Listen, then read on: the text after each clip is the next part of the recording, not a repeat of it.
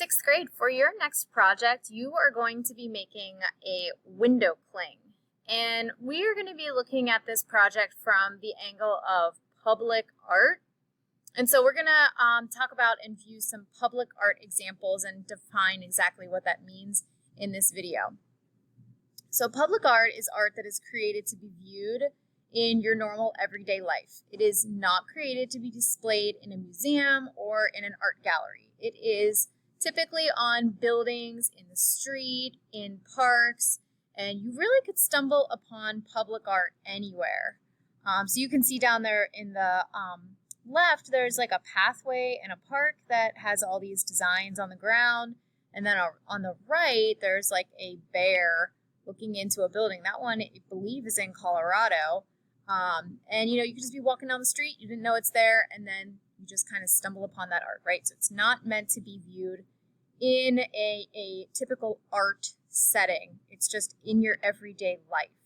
Okay, so you have probably seen some public art in your everyday life. So for example, in downtown Irwin, there are currently paintings attached to the sides of buildings. That is the Art in the Streets project. So, if you've been to downtown Irwin, you have seen some public art. If you've ever seen a statue or a memorial, you have also seen public art. Same thing with murals, mosaics, graffiti, and maybe you can't think of anything right now, but now I want you to think of these things. Be on the lookout for public art in your life, wherever you might go. So here are some more examples. There's definitely public art. There's often a lot of public art in cities.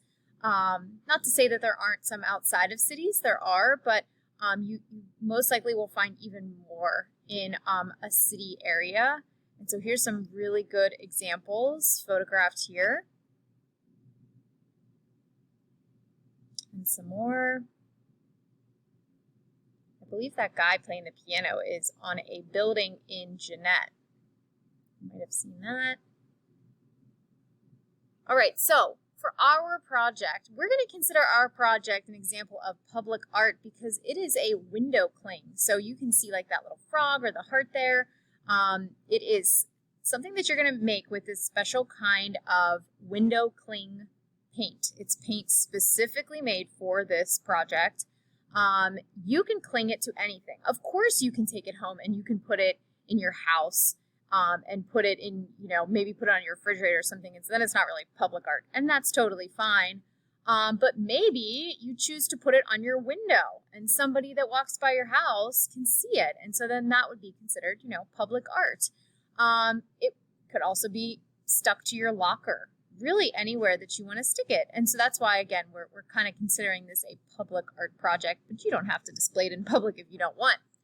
So there's some examples. So what we're going to do now is kind of talk very briefly about the steps that you're going to go through to create this. So the first thing that you're going to do is you're going to select a pattern. I actually have some designs and patterns already printed out for you, and you are welcome to choose one of those specific designs if you would like.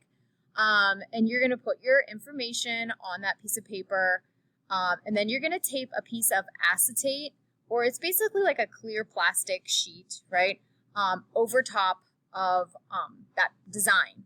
You could draw your own, and I will provide paper for you if you want to do that, but the key is it has to be super duper simple, okay? If it's too complicated, it absolutely will not work for this because you can't really get that this special paint that we're using, it doesn't really go on in a detailed way. You have to do big, bold things. Like you can see that LOL in Mrs. Roberts' example, her photograph right there. Okay, so it has to be super duper simplified.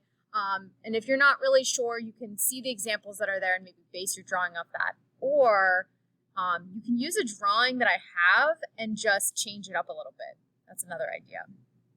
All right, so then you're going to be outlining your image, and the outliner is slightly different than all the colors, and the outliner only comes in black. So it is absolutely, you have to do the outline because you can see in the photo there that the outline kind of looks like icing, like it's like thick, whereas the colors are like really thin, and you need that thick border to kind of keep your window cling altogether.